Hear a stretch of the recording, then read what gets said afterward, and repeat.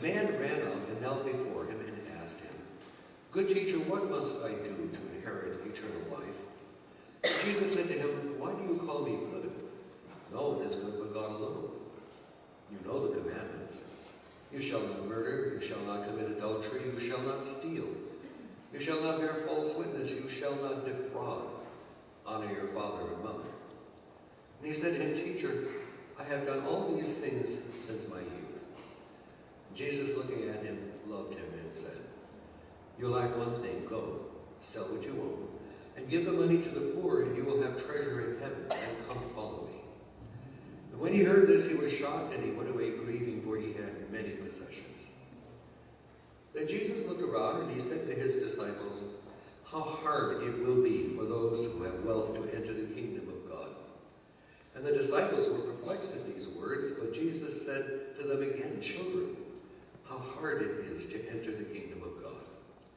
It is easier for a camel to go through the eye of a needle than for someone who is rich to enter the kingdom of God." And they were greatly astounded, and they said to one another, "Then who can be saved?" Jesus looked at them and he said, For mortals it is impossible, but not for God. For God all things are possible." And Peter began to say to him, "Look, we have left everything and followed you." Jesus said, "Truly I tell you, there is no one who has left house, or brothers, or sisters, or mother, or father, or children, or fields for my sake, and for the sake of the good news, who will not receive 100-fold now in this age, houses, brothers and sisters, mothers and children, and fields, with persecutions, and in the age to come eternal life. But many who are first will be last, and the last will be first." And this is the gospel of the Lord.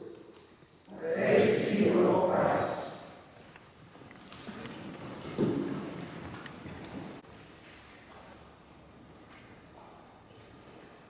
First, a brief Bible study. I think it's important too, because this text has so many things going on in it. First of all, Mark has a way of expanding things beyond what you know about what's going on at that time when Jesus walked the earth. Notice that what we have is a young man who has many possessions. Okay? This is probably an expansion of a basic story, because we know at that time that the majority of people are poor. There's only 1% or even less that have any money. Least of all, a young man who's acquired a lot of possessions. But to make the story very acute, Mark brings this story forward, and he comes and he falls in front of Jesus and he says, "What do I need to do to inherit eternal life?" And so Jesus says, "Well, you know what all the commandments are," and he names them off. And then the young man says, "I've done all these things since my youth." Really? A little bit of boasting going on. And it's almost as if Jesus is looking at him and saying, "This kid is so young. He doesn't know what his Achilles heel is." But nevertheless, he looks at him and he loves him for his naivete. And so he pushes the envelope way, way out on this young guy. And he says, "Well, there's one thing that you lack." He said, you need to get rid of all these possessions that you have, and then give them away to the poor, and then follow me. And you can almost see his face drop at that moment. And he goes away very sad, because it says he is wealthy, has many things. And Jesus watches the whole thing happen, and he said, "How tough it is for the rich to get into the kingdom of God." Now, when the disciples hear this, they're shocked too. It's not as if they're wealthy, because we know they are, but they have been taught, like so many people at that time, the wealthier you are, the more blessed you are from God. Anything that you have in accumulated wealth means God likes you. Yes. And so they go. Jesus says, it's still going to be tough. And so they say, "Well, then who can be saved?" And then all of a sudden Jesus says, "Well, the way you think, he can't be. But the good thing is that with the way God thinks, he can be." The ultimate conundrum going on here, like, how do you figure that one out? But the text is written very specifically, because there's one thing that we don't know. First of all, he's talking to someone who is young. Now, a show of hands among you, who did things that you would never do today. I never. You know, what do you call it? Young and foolish. You just pray that you don't get older and foolisher. Because life is like that. We're supposed to learn lessons and have a certain amount of wisdom. As Dan was reading in the first text, give me wisdom. I want to gain in that kind of wisdom that helps me avoid those stupid things that I did in the past. And so, how do you put this together? Now, sometimes in the brief order of confession and forgiveness, you're going to hear stories or lines that say, to forgive us for the things that we have done and left undone, or those things that are unknown. Now, even in the doing of good, it can get difficult. I recall the story that I brought forth in the Wednesday Bible class. In about the 3rd century, there were some very holy men who decided they were going to take up a life of self-sacrifice. These were the first monks of the desert, led by a man called Anthony. And what they did is they went out and they started their own monastery, and they took their own personal vows of poverty, chastity, and obedience to the leader of the group. Now, of course, they had to suffice somehow to stay living, and they grew gardens, not just for themselves to survive, but whatever was left over, they would sell to the population around them. Now, because they had taken a vow of chastity, they said that we should never make a profit on what we sell, because that wouldn't be right.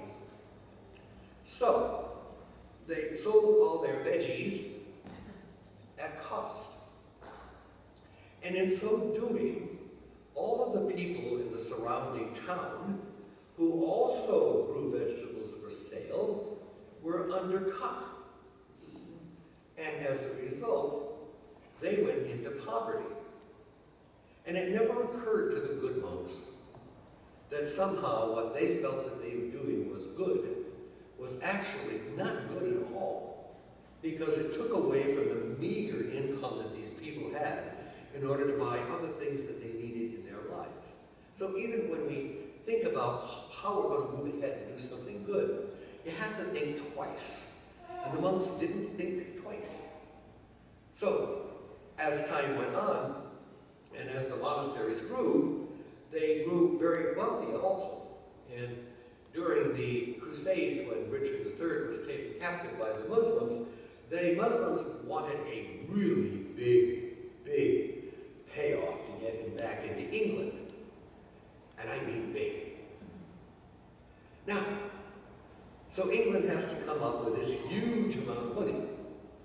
And it is the Trappists, who have monasteries all over England, and who raise the finest sheep for the finest wool you could ever imagine.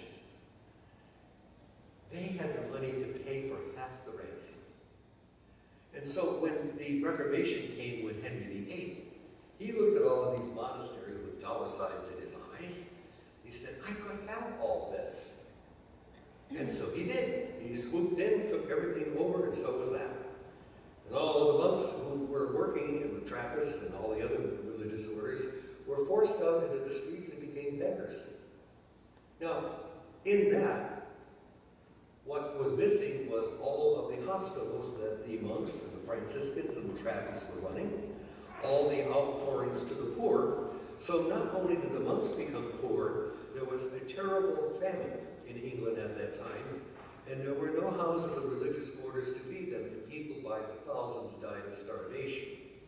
So you just never know that even when you grab after something good, your Achilles heel comes in there, and all of a sudden you never even realize how vulnerable you are, even when you're up to doing something good. Now, notice how the text is open-ended, and Mark does this on purpose.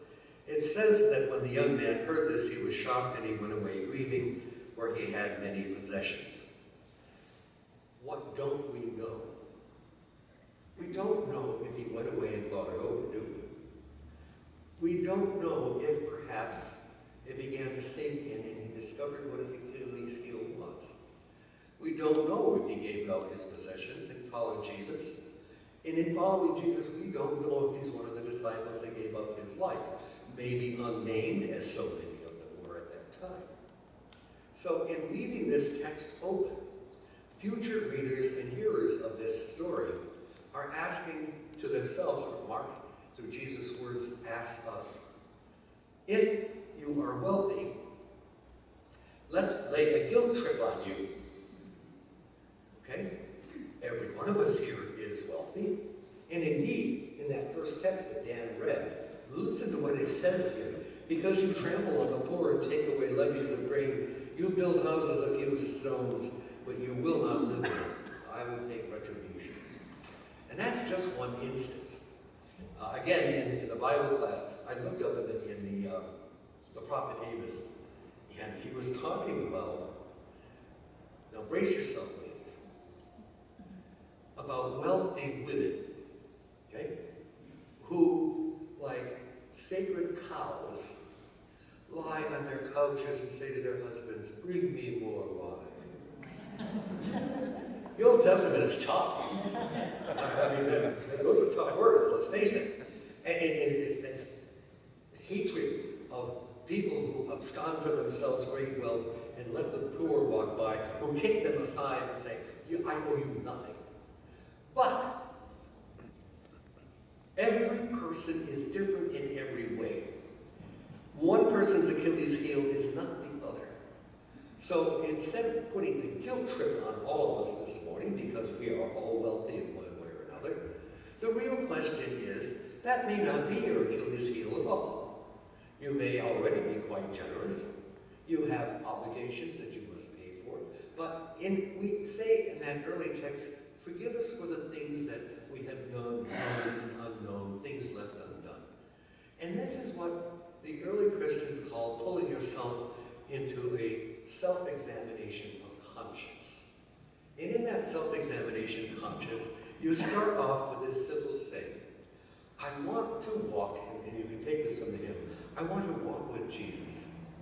And what would that mean, to walk with him and have him talk to us and say to us, okay, or to me, okay, Fred,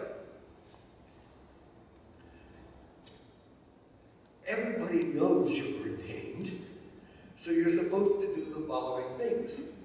And I'll say, yes, Jesus, you're right.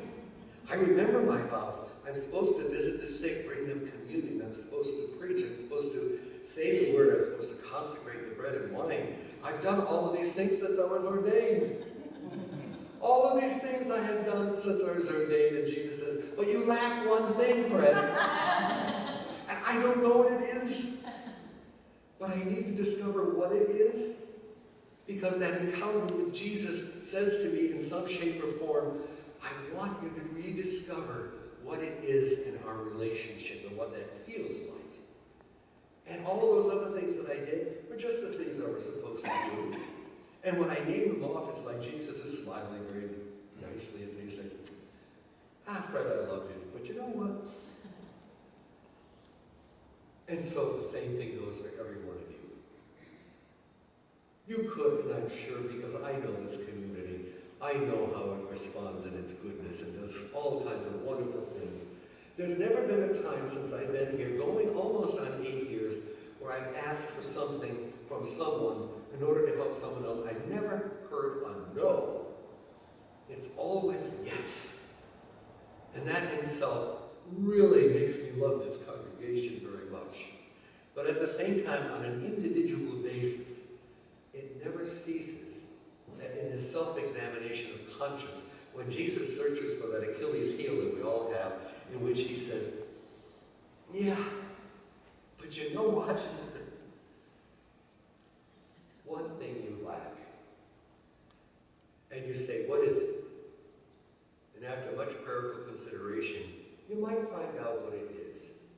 And it's not necessarily, you see, to the point where you will find it difficult to get into the kingdom of God.